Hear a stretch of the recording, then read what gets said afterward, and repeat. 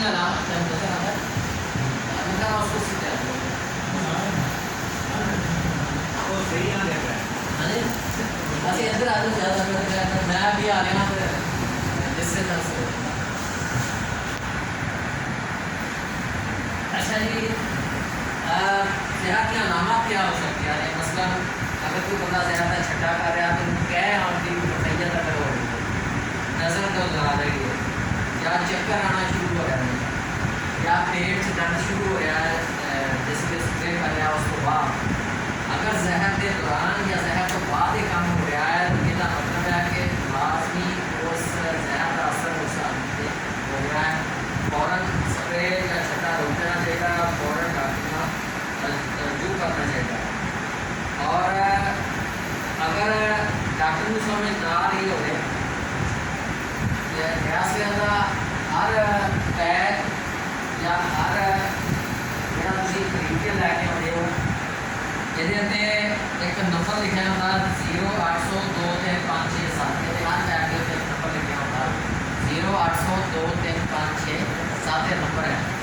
फर्ज किया इतों के डॉक्टर को समझ नहीं आ रही संगठन ने एक हेल्पलाइन रखी हुई है इस हेल्पलाइन से और सिंगापुर तक या दूसरे मुल्क के डॉक्टर का भी रबता करवा के दरियाफ्त करने की कोशिश करते हैं या लेकिन ये जो नंबर है कि बिला वजह बिजी नहीं रखना चाहिए क्योंकि बास क्या आता मीटिंग साथ बुला जाते हैं कई लोग शरारतों को मलाई करते हैं अगर फर्ज किया कोई शरारतों मलाई का कर रहा वैसे ही गपशप करी जा रहा उस दौरान किसी इमरजेंसी है क्योंकि पाकिस्तान में इसे जिस वे जरूरत हो और इतों के डॉक्टर को ना समझ आ रही है उस मदद नहीं जा सकती तो क्या ख्याल है हिफाजत करनी चाहिए कि नहीं बहुत अच्छा है अच्छा जी संजटा खराब प्रोग्राम चावल के हवाले है कि मुख्तलिफ अवामल ने जिन्हें चावल की पैदावार असी अच्छी कर सकते हैं सब तो पहले तो है नर्सरी की तैयारी पूरा टाइम हो गुजर चुके हैं आपसे बात करना तो पनीरियाँ मुमकिन थोड़ी हो रही है उस तो बाद है गजाई जरूरियात की फराहमी और तीसरे नंबर पर है जड़ी बूटियाँ का कंट्रोल और उस तो बाद है जोड़े जहर सान कीड़े उन्होंने बेहतर कंट्रोल और सब तो आखिर है बीमारियों का कंट्रोल और इन्होंने हिफाजत ये अवामल ने जिन्हों के नाल अगर असी अमल करते हैं तो यकीनी तौर पर अच्छी चावल की फसल को असी पैदावार लै सकते हैं सब तो पहले अगर असी पनीरी की गल करिए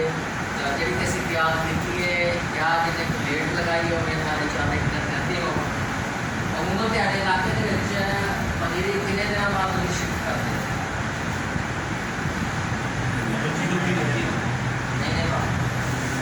अगर महीने बाद पनीरी तैयार हो रही है तो वो आइडियल है शिफ्ट करने वास्ते अगर वो महीने तैयार नहीं हो रही 35-40-45 दिन जा रही है तो बहुत चाहिए हुई है जिसका मतलब है कि वो आइडियल पनीरी नहीं है शिफ्ट करने वास्ते इसलिए जो उत्तर पनीरे किया जा सकता है कि उसका सेहतमंद रहना क्योंकि ऐसा रखी रही है पनीरी बहुत रही है बादशाह चांदी फिल्म या 10